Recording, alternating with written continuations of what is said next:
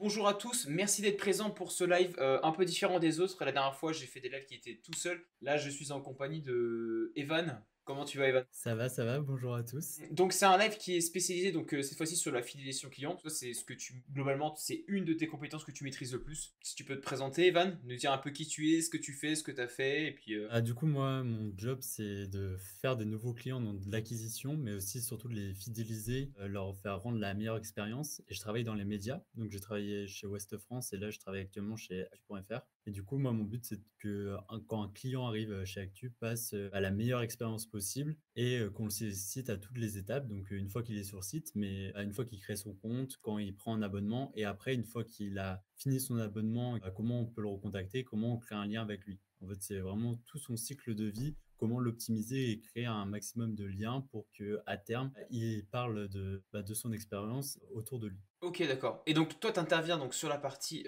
on va dire, c'est toi aussi qui réfléchis à comment le client interagit avec la marque. C'est toi aussi qui mets tous les outils en place, c'est ça? C'est ça. En gros, je vais pas faire du coup de création graphique. Donc c'est des graphistes qui ont pensé, la charte du groupe, les illustrations et cetera. Mais par contre, moi, je vais utiliser tous ces éléments-là pour, les intégrer dans le parcours de l'utilisateur et lui créer, la meilleure expérience. Mais c'est vraiment de la stratégie et de l'application sur les différents leviers. Ok, d'accord. Et c'est toi là, actuellement qui gère sur ton pôle, t'es tout seul ou t'es peut-être avec d'autres personnes? On est 2. Moi, je m'occupe plus de l'expérience de tous les canaux externes, donc c'est-à-dire, le mail, les campagnes Facebook et ce qu'on appelle, Paywall, c'est ce qui s'active sur les articles payants, du site. Ok. Mais, j'ai quelqu'un d'autre, qui va s'occuper de tout ce qui est plus, site et application, parce que du coup, nous, on a les 2. On a une application aussi et donc on est à 2 à travailler en parallèle sur la fidélisation, de nos clients. Ok, parfait. Dans le chat, je sais pas s'il y en a qui peuvent. Bon, l'idée c'est que ce soit interactif, hein. La dernière fois, c'est vrai que moi je présentais tout seul, donc là, l'idée d'avoir un invité, c'est que bah, on puisse échanger. Et j'avais deux, trois petites questions s'il y en a qui peuvent nous répondre.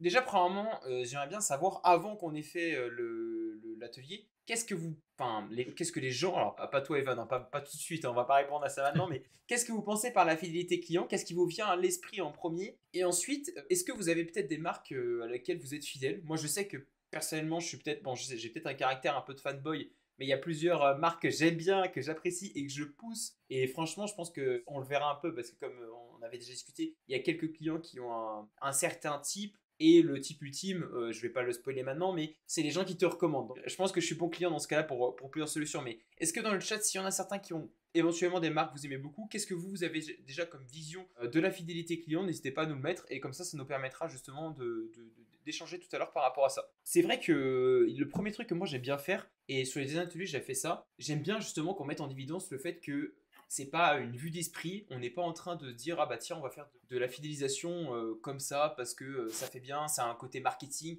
Non, c'est pas ça l'idée. Et justement, il y a un réel intérêt économique de faire ça. Et c'est vrai que quand on a échangé, tu m'avais envoyé justement. Alors là, je vais basculer sur la partie présentation, mais on avait parlé justement de ce que ça a apporté réellement. Est-ce que ça, tu peux éventuellement justement nous en parler? Là, j'ai mis une slide, donc Oui. si tu la vois. C'est des chiffres qui ressortent assez souvent, mais c'est vrai que, la fidélisation, en fait, ça coûte, pas cher et acquérir un nouveau client, ça coûte 6 fois plus cher que de fidéliser un client existant et on estime, c'est des chiffres, assez génériques dans tous les domaines, que, si 5 des clients sont retenus, une entreprise peut espérer booster son CA de 25 à 95.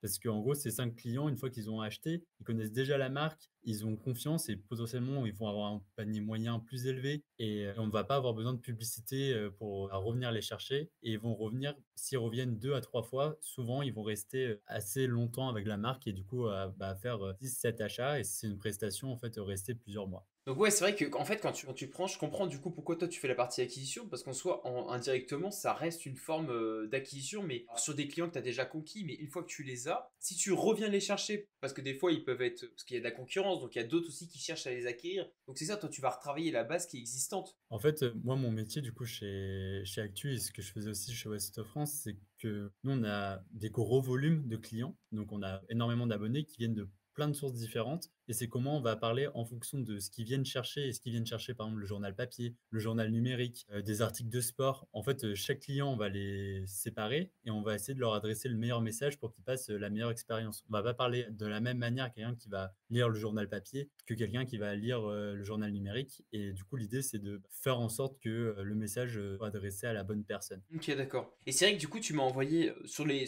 différents graphiques que tu m'as envoyés, tu m'en avais envoyé un justement sur tant qu'on en parle, là, du coup, sur le cycle de vie du client. Donc, Oui. si tu peux en parler un petit peu, expliquer par exemple, et prendre un cas, parce que c'est vrai que tu vois, bon là, c'est le cas média, c'est ce que tu maîtrises. Est-ce que tu penses que tu peux en faire par exemple un parallèle avec une. Parce que nous, pour te dire, nous, notre agence, c'est surtout des TPE, PME qui ont des activités classiques, entre guillemets, je pourrais dire, tu vois, par exemple, un plombier, un coiffeur, toutes ces choses-là. Est-ce que, par exemple, on peut, là l'idée c'est de se dire que c'est pas applicable uniquement qu'à une grosse entreprise, mais à une petite aussi, est-ce que par exemple, par rapport à ce que tu m'as envoyé, là on pourrait faire un cas éventuellement et t'explique justement ce cycle-là. Bah, carrément, je peux faire avec le cas de Web en vue, comme ça tu vas le connaître Ah et tu ouais, vas on a ciblé. et je peux faire avec le cas d'un coiffeur, par exemple, comme ça il y aura 2 exemples, Ok, coiffeur sera plus physique, donc comme ça on aura 2 exemples différents. ouais, Là, du coup, le but ultime, c'est la fidélisation pour, avoir les chiffres tout à l'heure, avoir beaucoup moins de coûts d'acquisition et du coup un panier moyen plus haut. Mais déjà, on va commencer par la portée. C'est quoi? C'est tout simplement, en fait, une fois que la personne va arriver sur ta marque, donc pour un coiffeur, ça va être, qu'il va appeler le numéro de téléphone ou qu'il va passer prendre rendez-vous en boutique. Donc c'est quelqu'un qui tu connais déjà, qui est déjà arrivé. Ici, on fait pas de l'acquisition, donc c'est quelqu'un qui va déjà, te ok, connaître, va arriver par un moyen. Toi, ça peut être tout simple, ça va être, un message, à tes posts LinkedIn, un commentaire, un j'aime, tout simplement. Ça peut être, en fait, une interaction à ta marque. Il prouve qu'il connaît ta marque, qu'il y a un début d'intérêt. On peut aller, cibler, surtout toi, avec tes prospects, quelqu'un qui a juste liké un ou 2 posts LinkedIn et tu hmm, peux aller leur parler. Ça va être une porte d'entrée de la fidélisation. Il va montrer un intérêt à, par exemple, un post spécifique et du coup, tu vas lui envoyer un message et un parcours qui va être en lien avec, ce post-là. Du coup, là, c'est le premier truc et donc c'est, comment tu accueilles quelqu'un, en fait, qui, vient sur ton site internet, mais qui a pas encore créé de compte, qui t'a pas laissé d'adresse mail, qui a encore rien fait. Donc, là, on peut faire, pas mal de choses et l'idée, ça sera qu'on revienne après, avec vos commentaires sur, vos cas et que je puisse donner des exemples et qu'on développe ça. Après, on a l'acquisition. Donc l'acquisition, le but, c'est de créer du leads. Donc c'est quoi du lead? C'est que quelqu'un te laisse, un point de contact. Donc, ça soit un LinkedIn, que ça soit un téléphone, une adresse mail. C'est vraiment que tu as un premier point de contact où tu puisses, commencer à développer tes canaux, et à envoyer tes leviers. Donc, type du mail, de la messagerie WhatsApp, du message LinkedIn. Et en fait, comment tu vas pouvoir avoir un premier point de contact pour, commencer à parler à la personne. ok. Et l'idée au bout de cette phase d'acquisition, c'est que la personne, crée un compte ou remplisse, ta formule de prospect. Pour le cas d'un coiffeur, ça serait juste, un numéro de téléphone, un compte Planity ou quoi que ce Hmm. soit, en fait, un moyen, qui te recontacte ou que tu puisses l'appeler. Du coup, je te coupe, mais donc là, on est d'accord qu'à cette partie-là, toi, tu juges acquisition à partir du moment où la personne t'a donné une information que tu peux éventuellement rajouter dans une base de clients ou dans une base de prospects. Oui, c'est ça. En fait, Ok. le but final de l'acquisition, c'est, ce qu'on va appeler la création de compte pour, le e-commerce. Mais du coup, dans de prospect, ça va être ta fiche prospect, en fait, la le plus froid qu'on peut avoir, mais, avec des informations de contact. Ok. Et du coup, on va avoir l'abandon là. C'est déjà une grosse partie de ton audience quand elle arrive sur ton site, quand elle arrive, devant ta boutique pour avec un coiffeur, mais pas si elle te connaît pas, si tu lui offres, pas d'expérience, en fait, elle va partir parce qu'elle va pas savoir où elle va pas forcément, s'accrocher. Dans le cas d'un coiffeur, en physique, je sais pas, un nouveau salon, une affiche en mode: «Ah, on est nouveau, venez tester». Toutes sortes d'affichage en fait, qui fait que la personne va pouvoir te reconnaître, te différencier. Ouais, ça va être. Parce que tu vois, je sais que par exemple, je pense que quelque chose qui peut favoriser l'abandon sur pas mal de sites internet, c'est le fait de, tu vois, de prendre des photos qui sont pas genre les photos du. Par exemple, du salon ou des choses comme ça. Tu prends Oui. des trucs génériques, mais alors derrière, à mon avis, ça ruine ton acquisition très clairement, quoi. Et puis si on parle web pur, la personne en moyenne, elle met, 1 à 3 secondes à savoir si elle est sur le bon site et si elle va continuer son parcours et dans les 3 secondes qu'elle arrive, sur ta page d'accueil ou sur un blog, sur une page produit, elle doit savoir qu'elle est au bon endroit, qu'elle se sent bien et ça va passer, par plein de choses. L'apparence du site, mais Hmm. aussi les messages qu'on va aborder. Si on du coup, on était à l'acquisition. Une fois qu'on Ouais. a un point de contact, en fait, c'est là où notre but, ça va être de convertir, donc que ton prospect fasse son premier achat. Et donc, pour faire le premier achat, là, ben, tous ceux qui ont fait de l'acquisition connaissent, plein de moyens, mais, il y a type, encore du ads et après optimiser, bah, son tunnel de conversion. Donc faire en sorte que, une page produit soit optimisée, puis qu'une fois qu'on rentre dans le processus de paiement, tout soit optimisé au maximum. Mais il y a aussi, bah, des petits messages. Par exemple, sur le site, ce qu'on voit tous en e-commerce et notamment en période de Black Friday, on y arrive peu à peu, ça va être, des pop-up: «Ah bonjour, vous êtes nouveau, moins 15 donnez-moi votre adresse mail». Là, du coup, on va être plus dans la phase d'acquisition et sur la phase de conversion, ça va être: «Ah, vous avez créé un compte, c'est votre premier achat, les frais de port offerts et du coup, si vous achetez dans les, 24 heures». On voit beaucoup ça sur les sites. Bah, en fait, c'est vraiment des usages qui arrivent, directement soit à l'acquisition, soit à la conversion et du coup, on peut le faire en externe via relancer par mail, pour la conversion avec, une newsletter, par exemple, pour expliquer qui on est. Mmh. Donc là, ça va être un processus plus long. Sur le site, là, on va prendre par exemple, sur une page produit, le client directement chaud et on va lui envoyer, bah, le bon message. Donc, il y a plein de manières de le faire et sur, des gammes de temps, bah, très larges. Il y a des et en fonction des secteurs aussi. Il y a certains secteurs qui vont avoir, 1 heure, voire 5 minutes pour convertir, vu que la personne, elle va juste passer sur le site, elle va vouloir acheter et si elle est pas convaincue, elle va repartir. Et d'autres secteurs, ils vont devoir travailler leurs prospects, notamment avec, potentiellement des coiffeurs. Je vais pas vouloir me faire coiffer tout de suite, je vais renseigner parce que je veux changer de coupe d'ici, Mmh. 2-3 semaines et du coup, comment on garde le lien, en fait, avec cette personne qui arrive sur, le site du salon, mais qui va pas pouvoir, vouloir se faire coiffer. Pas tout de suite dans l'immédiat, quoi. Plutôt Ouais. qu'elle est en recherche d'informations, elle va peut-être progressivement arriver vers le service, quoi. Mais c'est vrai que si on n'a pas mis en avant plein de choses, je pense des fois, mais même si ce soit sur les réseaux sociaux, pas uniquement sur le site, mais sur plein d'endroits, en fait, la personne, elle peut pas prendre sa décision parce qu'il lui manque juste de l'information quand tu regardes, à mon avis, globalement, ce que les gens cherchent, quoi. Et en fait, c'est surtout sur la «fidélisation» entre guillemets, c'est ça on suit l'acquisition, mais beaucoup de gens mettent des efforts un peu partout. On parle de notoriété, on parle de rester actif dans la tête des gens. Ça, c'est des notions que tout le monde a. Mais des fois, avoir une très bonne expérience site où, quand tu as quelqu'un qui vient de créer un compte, bah, tu lui offres un code promo et la personne convertit. Quand la personne arrive, pour quelqu'un qui a déjà fait un premier achat, bah, tu lui proposes, des frais de port offerts, parce que, bah, pour lui remercier de son achat. Tu peux optimiser une expérience que sur un levier, donc ça peut être le site, ça peut être une application, ça peut être le mail.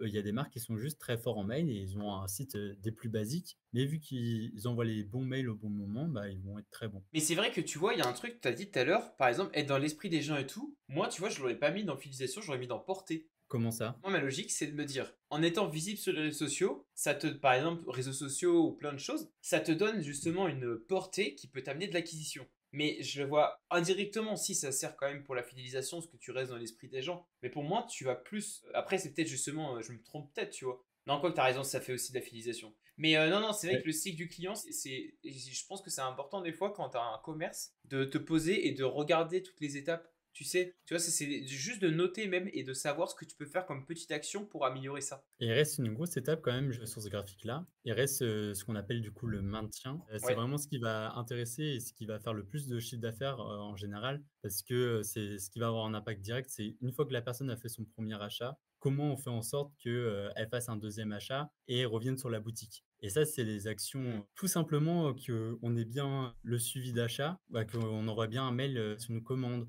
que, le colis est bien livré. Si le colis est pas bien livré, un message d'excuse pour dire pourquoi il a pas été livré, sans forcément, se plaindre, mais juste, dire, «Excusez-nous» et des fois un petit code promo, par exemple, moins 10 et cetera. C'est vraiment faire à son client ce qui nous ferait plaisir en tant que client. La plupart du temps, c'est prendre tous les cas qui nous feraient nous dire qu'on n'est pas content et qu'on ne reviendrait pas sur une marque et comment nous, qu'est-ce qui nous ferait plaisir si tel ou tel cas arrive. Souvent pour avoir les meilleurs cas, bah, faut juste regarder son SAV et ou les mauvais commentaires et Mais t'as on a pas raison, mal. t'as raison. C'est vrai que le SAV, c'est le truc où t'apprends limite le plus. Bon, malheureusement, des fois, ça te fait des pots cassés, mais après que c'est réglé, c'est là où il faut pas faire deux fois l'erreur. Il faut absolument justement apprendre de ce qu'on fait. Et du coup, pour reprendre, alors, c'est vrai que donc on avait un autre graphique. Donc là, globalement, c'est dans la continuité de ce que tu montrais juste avant, Ouais. acquisition, conversion, fidélisation. Et du coup, là, on parle aussi de la partie réactivation, recommandation, qui est du coup la suite de la partie fidélisation est-ce que c'est la suite de la partie fidélisation ou est-ce que c'est les conséquences d'une bonne fidélisation?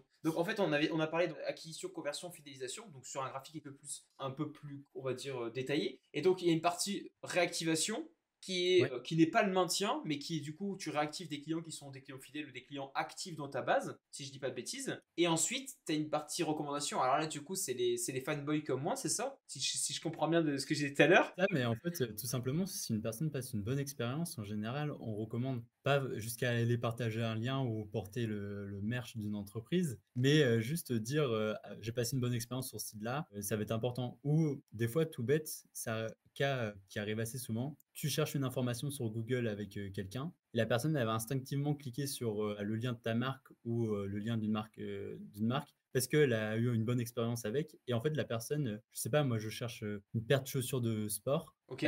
quelqu'un a eu une bonne expérience avec, Nike, on va dire au hasard. Si elle a le choix entre Nike et Adidas sur son Google, elle va regarder Nike, et toi, vu que tu auras vu Nike, bah, en fait, c'est aussi la recommandation un peu indirecte, Ok. dans le cas de tous les jours. Ah oui, donc ça, tu le comptes.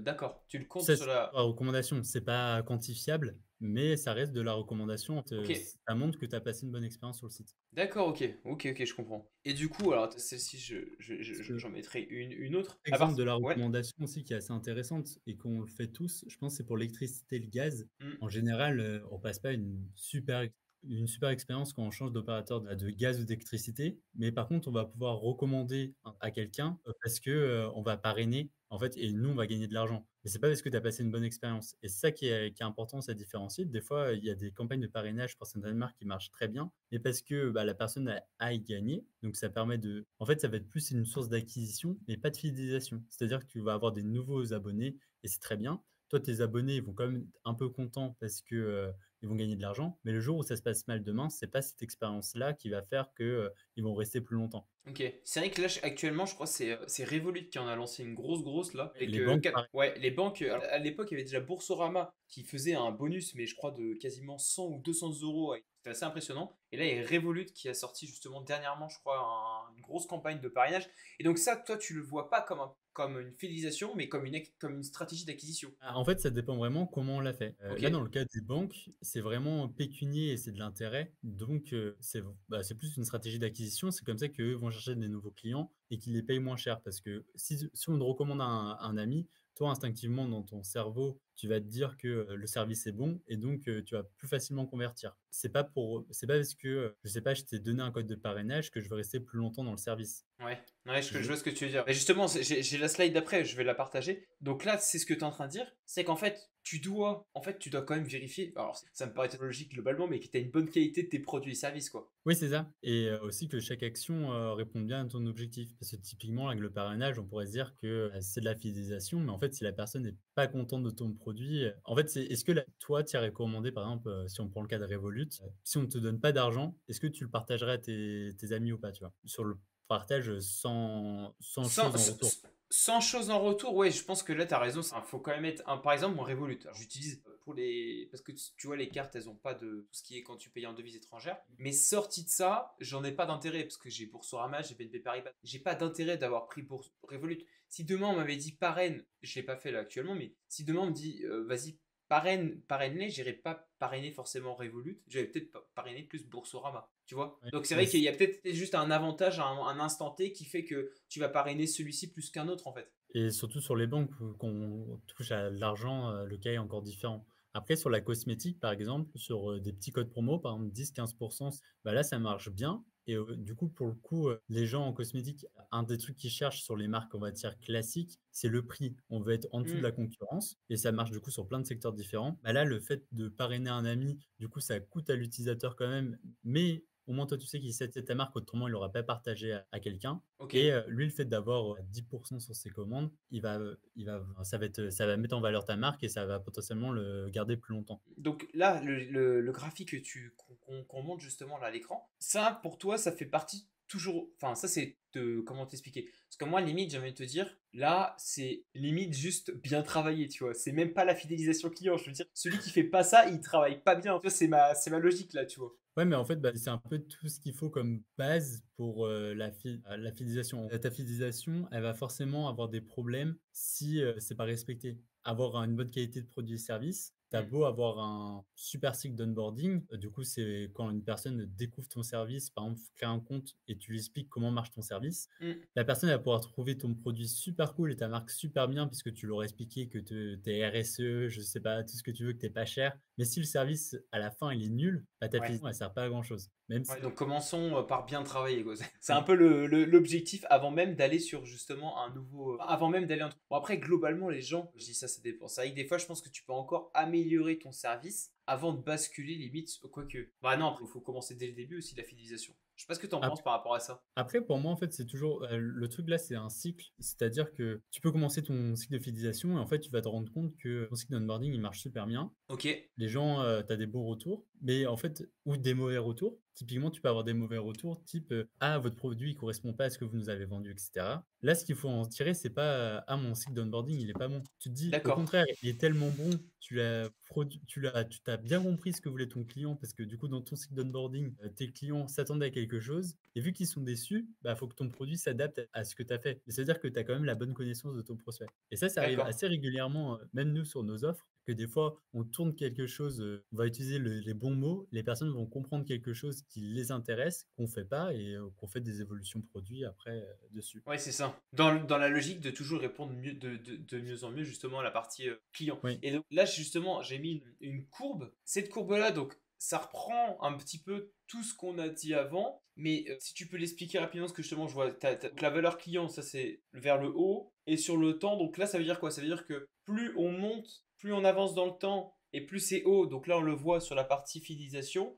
oui. plus le client nous rapporte en fait. C'est ça. Ok, Après là, c'est dans un cas, client, spécifique. ok, C'est sur, du produit, je sais plus ce que c'est, mais c'est de l'e-commerce et ça doit être, c'est un produit qui est acheté qu'une fois, type un meuble, par exemple. Donc, ok. la personne n'est pas amenée à revenir, par exemple, comme des produits de cosmétiques où elle va pouvoir revenir une fois par mois. Il y a moins de récurrence, sur le marché là. Je vais plus avoir le nom du client en tête. Mais du coup, si on voit, ouais, c'est vraiment valeur du client par la courbe de temps et en bas, on va avoir les points, du coup, vert foncé, c'est des moments de vie. Donc, c'est toutes les étapes en fait où le client va venir sur ton site, et cetera. Donc, on va avoir, l'inscription, puis sa première visite après l'inscription, puis une réservation. J'ai le nom du client, c'était Fork, le Ah service de oui, réservation, ouais, ce que je voyais, les restaurants et tout. Donc ça, c'est ouais, The Fork, maintenant, ça s'appelle ouais, La c'est The Fourche, Fork, anciennement La Fourchette. c'est Donc il fait ça. la réservation en ligne pour les restaurateurs. C'est ça? Ok. Exactement et là, du coup, c'est le parcours d'acquisition, fidélisation qu'ils ont à partir l'inscription sur leur app ou Et- site. Donc là, on voit en premier, bah, ils arrivent, à l'inscription, Ok. ils lancent,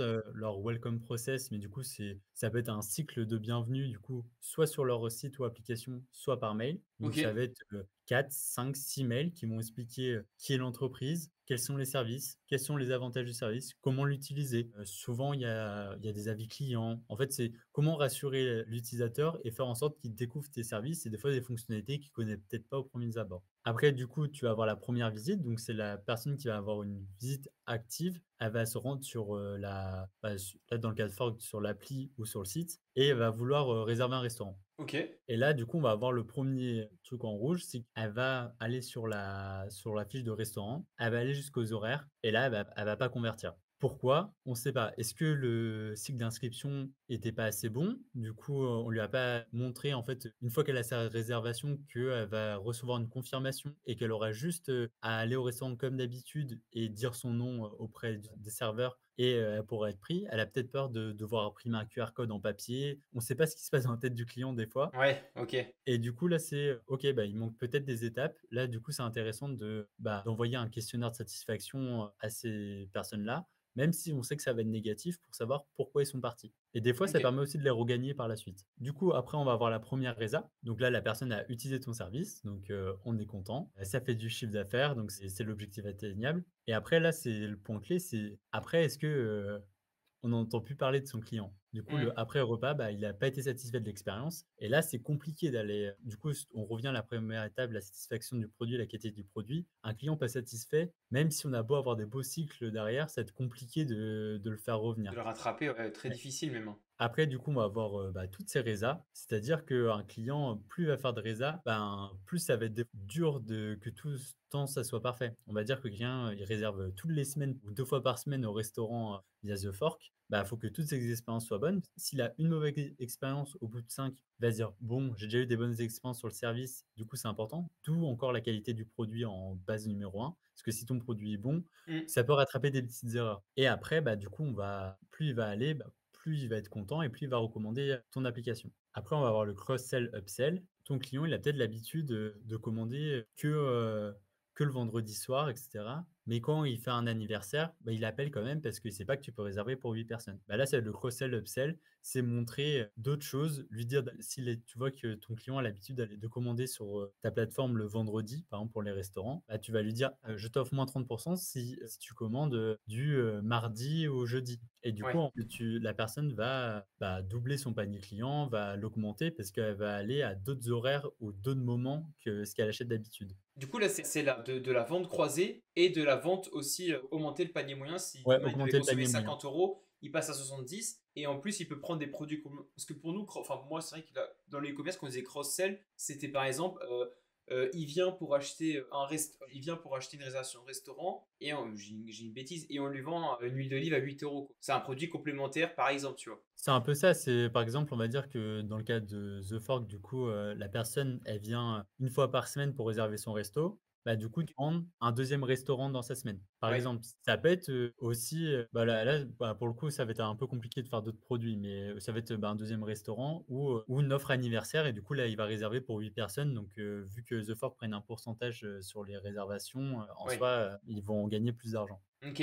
OK. Et du coup, là, on est vraiment sur, le développement de la confiance et cetera. Et là, on va passer à la partie de fidélisation. C'est, essayer de mieux comprendre le Client, quoi. prospect Mais et du coup, il est client, là, à ce moment-là, là? là, les clients, Prospect? OK, ouais, dès c'est la ça. résa 1, il devient client.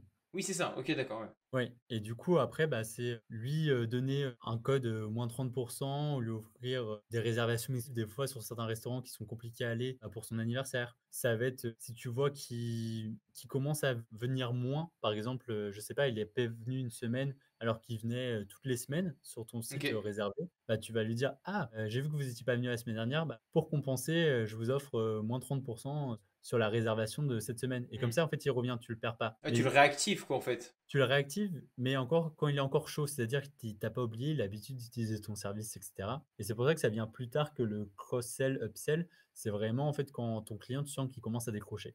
O On revient à l'exemple du coiffeur, quelqu'un qui va venir tous les mois, tu vas voir qu'une fois, il est venu au bout de 2 mois. mmh. Puis après, il vient au bout de 3 mois et là: «Ah, attends, qu'est-ce qui se passe? Est-ce qu'il habite plus loin? Est-ce qu'il a déménagé? Est-ce qu'il a un autre coiffeur? Est-ce qu'il a moins de budget en ce moment? S'il a moins de budget, je peux peut-être lui faire une offre». Si je lui fais une offre alors qu'il a moins de budget, là, tu vas remonter dans son estime et il va essayer de venir parce que ça va lui faire plaisir. En plus, ça lui aura fait du bien. Il y a plein de choses comme ça à aller chercher. C'est des choses assez basiques, mais c'est important, en fait, d'écouter, ses clients et avec la data, entre guillemets, on les écoute pas en physique, mais on peut voir, des petits signaux qui font que, une satisfaction, un appel en physique avec le coiffeur, si c'est un client régulier qui vient de moins en moins, juste appeler: «Ah bonjour, j'ai vu que vous passez de moins en moins. Est-ce que vous voulez reprendre rendez-vous?» machin. Ouais, ouais, je comprends. Mais c'est vrai que des fois, je pense que les gens, surtout qu'en plus, ce qui est difficile à acquérir, c'est des clients. Donc, quand tu as une base client, bah, autant qu'ils restent là, en fait, entre guillemets, justement, le plus longtemps possible. Parce que sinon, à la fin, tu vas passer ton temps à acquérir des clients, alors qu'en réalité, tu en as déjà plein et que tu as juste à travailler ta base, en fait, globalement.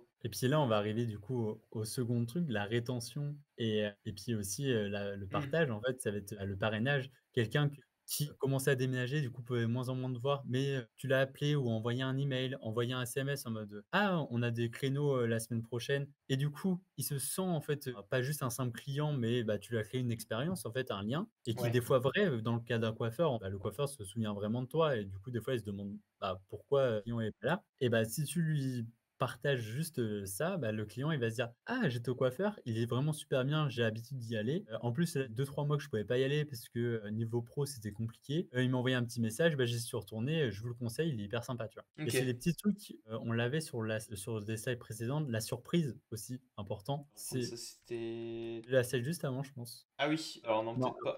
après. Ah, c'est le surprendre agréablement, Ouais. ouais, point 2. Ok. Et du coup, c'est, du coup, le petit message, par exemple, WhatsApp qui va être: «Ah, on a des créneaux, est-ce que vous serez intéressés?» Par exemple, je sais pas, avec votre couple, on vous offre, le soin, on vous offre, la barbe et du coup, la personne, elle est surprise. Ça change de son quotidien, de ce que proposent les autres et ça reste une action assez simple. OK. Du coup, ouais, ça reprend la partie, il y avait un graphique que tu m'avais envoyé et en Ouais. fait, on est dans la partie tout à droite, donc en fait, c'est chérir son client à partir du moment où il est chez toi, quoi. Et c'est ça et là, du coup, il y a un côté, économique. C'est vraiment, ben, un nouveau client, OK, il va te coûter cher à acquérir et donc déjà pour OK. qu'il te rembourse ton coût d'acquisition, ben, en fait, il va pas te rapporter beaucoup. Alors que plus ton client, il a l'habitude de consommer ta marque, moins il te coûte cher parce que même si ton coût d'acquisition au départ était élevé, bah, en fait, plus ça diminue dans le temps et plus toi et Oui. tu le rembourses et après, bah, c'est que du bonus, quoi. Bah, essayer que si en moyenne ton client un client te coûte 100 euros, mais que demain il consomme une fois, 2 fois, 3 fois, 4 fois, 5 fois et que tu as pas à remplir 100 euros, en fait, en réalité, à la fin, il t'a coûté, 20 Ouais. euros par action. Et encore, s'il partage, bah, au final, il va te faire gagner encore plus d'argent et des fois, un client peut même encore plus te rapporter que ta prestation. Ouais, c'est ça. Mais c'est vrai que c'est un point qui est je pense que c'est assez important même. Tu vois? OK, on peut avoir par la data comme tu disais aussi, mais même des fois, je discuter avec ses clients et pas avoir peur justement de parler, de dire est-ce qu'ils ont été satisfaits, leur poser la question, même si demain on a mal fait la prestation ou si nous on n'a pas été à la hauteur, leur dire: «Bah écoutez, nous il y a eu juste eu ça, ça, ça qui n'a pas» parce que des fois tu peux te planter, hein. Tu peux dire: «Bah écoutez, la prochaine fois je m'améliore» et je pense qu'à partir du moment où tu es transparent avec les gens, c'est ça que là que tu fais une vraie relation, quoi. Tu veux travailler bien pour eux, ils vont le comprendre, tu restes transparent et c'est à ce moment-là que tu peux avoir, je pense, une bonne partie de clients fidèles et il y a marqué à la fin les champions. Ouais et puis même au quotidien, moi, c'est comme ça que je travaille mes cycles. C'est moi, j'ai qu'une base de données, j'ai beaucoup trop de clients pour aller les voir. Mais Ouais, par contre, j'ai des commerciaux qui sont au contact des clients tous les jours et quand je fais un cycle, par exemple, là, je faisais un cycle sur, la liseuse numérique, du coup, comment les gens font en sorte de lire le journal et il est vraiment destiné à nos abonnés papier qui, découvrent le numérique et du coup, nous, on a, une moyenne assez âgée sur, le numérique et du coup, j'ai envoyé mes cycles aux commerciaux pour savoir c'est quoi les questions que posent habituellement, les personnes âgées. OK. Et des fois, c'est en mode, c'est quoi une adresse mail? Donc dans mon cycle, je me dis: «Comment je fais en sorte d'intégrer, de façon simple, le fait de rentrer une adresse mail et expliquer ce que c'est une adresse Mmh. mail, sans paraître, hyper, Mais c'est ça, c'est dur parce que c'est vrai que justement par rapport à ça, même nous on s'en rend compte. Comme toi, t'es tout le temps dedans, ou moi c'est pareil, ouais, je suis tout le temps dedans. T'arrives et tu dis au client à tel terme, et même des fois je vois l'erreur chez des gens, des profils type, ça peut être des maçons, des carreleurs, peu importe, des maîtres d'œuvre, utiliser les termes techniques en mode ah bah tout le monde le sait quoi, parce que moi j'utilise ce terme-là tous les jours. Alors qu'en réalité, tu arrives chez ton client il dit bah je sais pas ce que c'est une adresse mail, je sais pas ce que c'est un nom de domaine, je sais pas ce que c'est ça, et réussir à le mettre au bon endroit pour les autres et que les autres ils se disent pas, bah des fois ça peut être un petit peu ça, c'est ouais. quand même vachement délicat quoi, c'est ça qui est difficile. Et c'est pour ça que c'est important, bah, de bien comprendre son client et de Mm. comprendre en fait, chaque chose, et à quoi ça sert. Et là, du coup, on arrive, bah, en mode, quel Ouais, levier on peut activer à chaque chose et je vais commencer par le parrainage. Parce qu'on en a discuté là et je vais expliquer différents exemples. Du coup, on a le parrainage, bah, avec les banques. Comme je dis, il y a un intérêt pécunier et là, ça va être plus un canal d'acquisition dans le cas des banques que, mon parrainage, parce que si la personne a une mauvaise expérience, elle va partir. Par ok. contre, le parrainage a un avantage, c'est que tu mets un peu ta réputation en jeu. C'est-à-dire que demain, moi, je te Ouais. recommande une marque, ton expérience se passe mal, je vais me sentir mal pour toi parce que c'est moi qui l'ai recommandé et je vais moins facilement partir. Par exemple, demain, je te recommande une banque, ça fait un peu à l'encontre de ce que je disais tout à l'heure, mais si demain je te dis: «Bon, bah, j'ai rompu mon contrat», tu vas faire: «Ah mais tu m'as engagé sous quelque chose alors que toi tu es parti», tu vois? Ouais, Et c'est vrai du coup, ça. vu que tu mets ton image en jeu et ta réputation, hein, bon,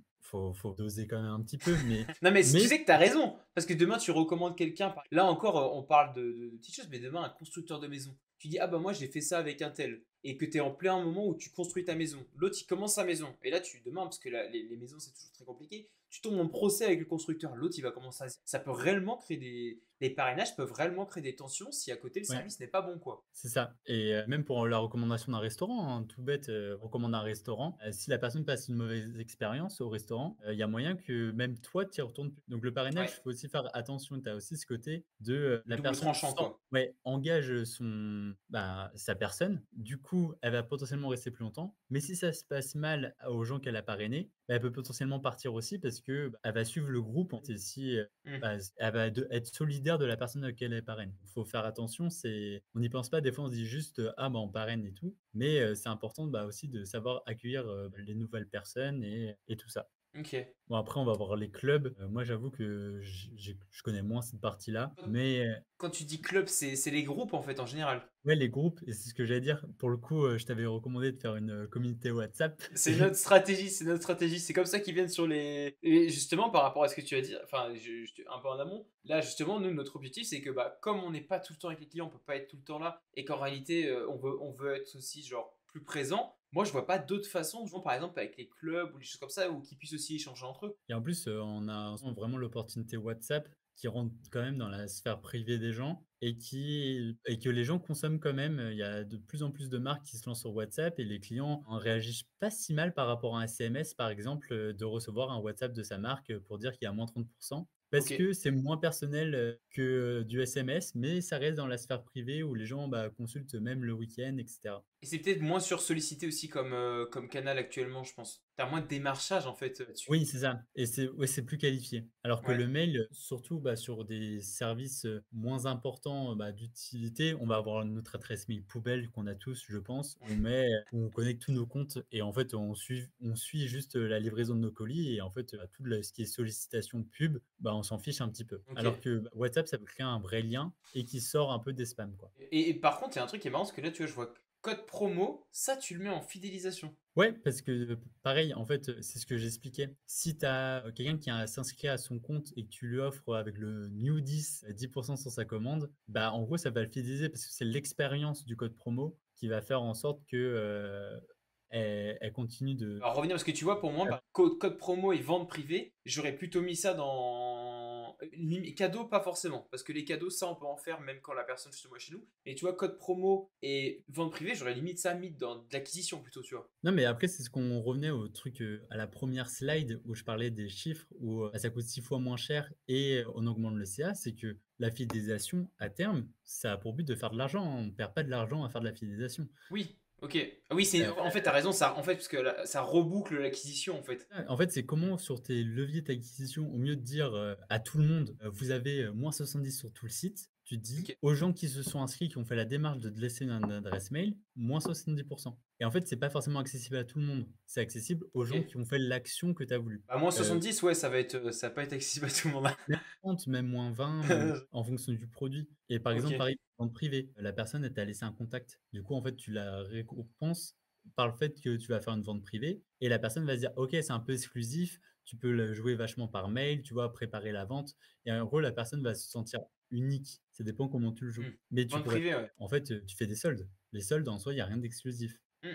que tout le monde y a accès. C'est juste, une différence de positionnement, en fait Ok. et comment tu apportes la chose. Ok, d'accord, je vois. Et du coup, après, il te reste réseaux sociaux et carte de fidélité. Ouais, fidélisation, pareil sur les réseaux sociaux. On va avoir, bah, tous les posts de notoriété et qui vont faire que ta marque reste quand même dans la tête des gens. Mais des Ok. fois, bah, des posts de fidélisation pure, ça va être, ben, typiquement, tu l'as fait sur LinkedIn, récemment. C'est, sur ton SaaS, tu as fait un post, «Ah, on remercie les personnes d'être venues Ouais. à l'événement» et cetera. Ok. Bah, c'est juste un post, où tu remercies les gens et en fait, les personnes qui vont être sur la photo ou qui sont venues à l'événement, elles vont vraiment se dire: «Ah, c'était vraiment sympa» et elles vont se sentir reconnues. Alors que, bah, toi, tu as fait ton travail, c'est de la com de ton point de vue, mais elle, elle va se sentir unique parce que c'est de elle dont tu parles dans ton post. Ok. Moi, je l'ai fait pour, pour vraiment remercier, comme c'est des contributeurs open source. Mais par contre, tu as raison que dans la démarche, c'est sûr que tu crées un meilleur lien affectif. Alors, l'idée, quand même, c'est de créer des choses vraies, mais que tu crées un meilleur lien avec la personne parce que tu la remercies de façon publique, en fait.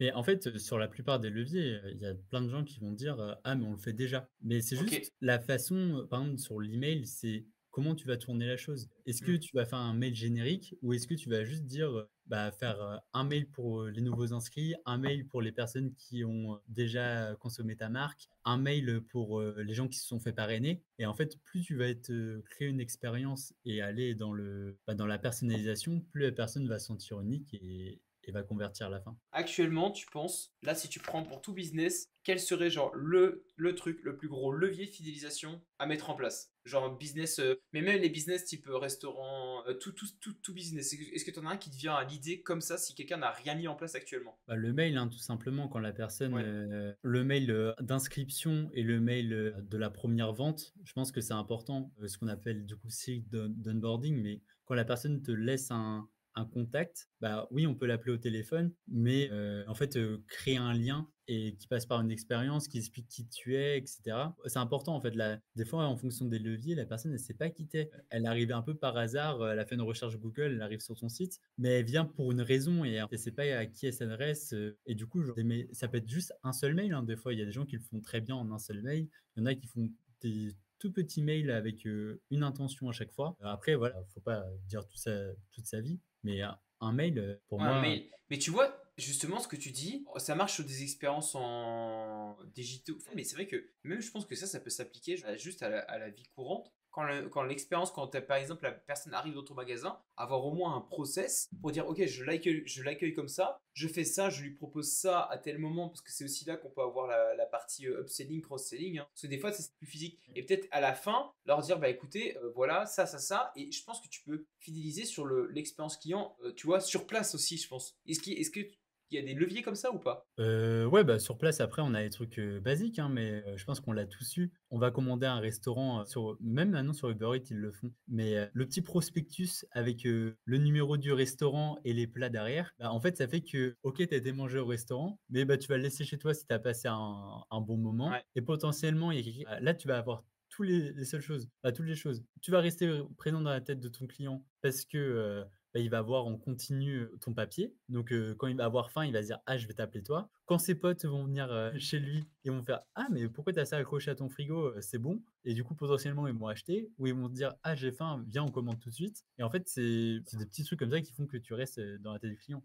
Mais tu sais que ça, justement, ça me fait penser, je sais pas si t'avais ça quand on était petit, il y avait souvent, tu sais, les petits prospectus de pizza comme ça. Et Oui, je c'est ça. sais, tu vois, je sais qu'il y avait un business sur la revente de numéros de pizzeria. Et il y avait des mecs, justement, ils ne font que ça, limite, enfin, pas que ça, mais il y avait vraiment un business en mode, ah bah, je te revends mon 0812, peu importe, parce qu'il fait que de sonner pour avoir des commandes de pizza. Un peu comme, les noms de domaine aujourd'hui, Ouais, c'est c'est mais clair. à l'ancienne. De toute façon, c'est toujours les mêmes business, c'est les prix qui changent, hein. Là, franchement, si tu devais me dire, toi, tes trois. Là, faut. Attention, ça va être. Tes trois secrets, tu vois, niveau fidélité. Les secrets vraiment que. Les meilleurs trucs que tu as mis en place et où tu as été choqué par le résultat. Qu'est-ce que ce serait? Si tu as le droit de le dire. Sans que j'ai mis en place, parce que j'ai pas le droit de tout dire, surtout là-dessus parce que c'est les trucs qu'on cache, exprès, à nos concurrents. Mais, en vrai, le vrai conseil, c'est s'inspirer des choses qui nous ont marqués. Je sais pas si tout le monde utilise, Figma, Canva, Notion. Quand on arrive sur leurs applications, eux, ils sont très, très bons, dans tous les cycles.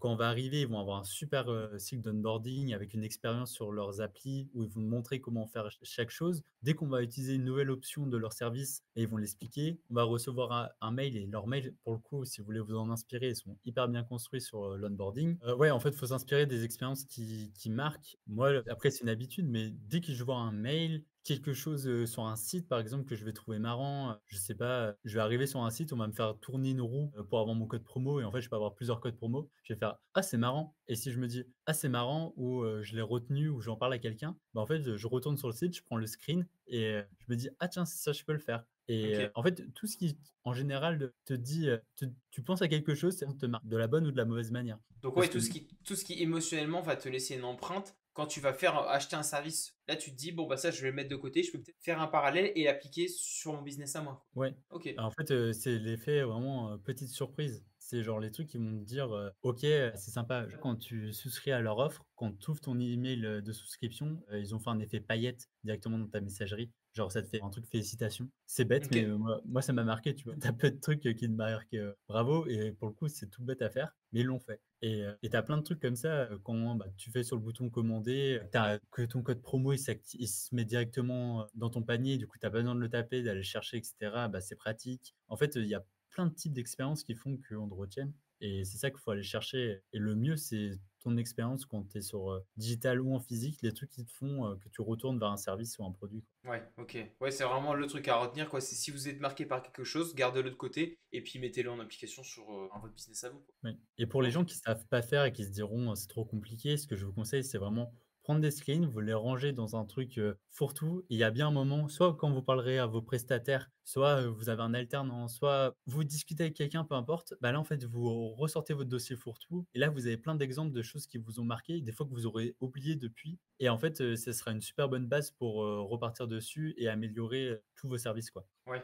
pour faire dans ton cas. Merci Evan, franchement on continuera à aller avec des invités parce que déjà c'est mieux que d'être tout seul. Je préfère parce que moi c'est un vrai échange. Merci, j'espère que ça t'a plu Evan hein, de répondre aux Ouais, si, questions. ça va. L'exercice c'est toujours c'est une première. Il y a Souber qui nous dit merci. Merci Souber d'avoir participé et puis de toute façon j'en refais la semaine prochaine. J'espère que tu pourras revenir également parce que tu es aussi spécialisé pour le coup sur les mails. C'est une de tes grosses spécialités. Ça on n'hésitera pas à en refaire un atelier dédié. Dans ce cas là nous on va arrêter le live. Je vous remercie à tous d'avoir été présents. Merci encore Evan. Et puis on se dit à la semaine prochaine pour un prochain atelier. À 18h cette fois-ci, exceptionnellement c'était à 18h30. Et le sujet ce sera sur cette fois-ci Google Ads. Merci à tous, bonne semaine et à mardi prochain.